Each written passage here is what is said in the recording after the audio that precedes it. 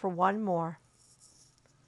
A man named Joseph Blackwell came to Philadelphia on a business trip. He stayed with friends in the big house they owned outside the city. That night, they had a good time visiting, but when Blackwell went to bed, he tossed and turned and couldn't sleep. Sometime during the night, he heard a car turn into the driveway. He went to the window to see who was arriving at such a late hour. In the moonlight, he saw a long, black hearse filled with people. The driver of the hearse looked up at him. When Blackwell saw his queer, hideous face, he shuddered. The driver called to him, "There's room for one more."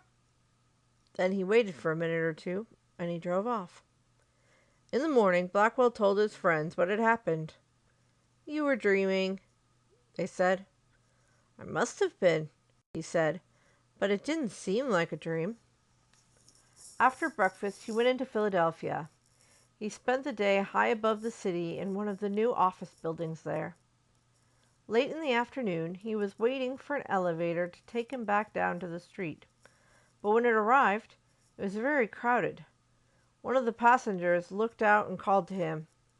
"There's room for one more," he said. It was the driver of the hearse.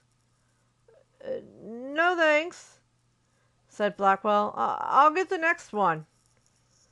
The doors closed and the elevator started down. There was shrieking and screaming. Then the sound of a crash. The elevator had fallen to the bottom of the shaft. Everyone aboard was killed.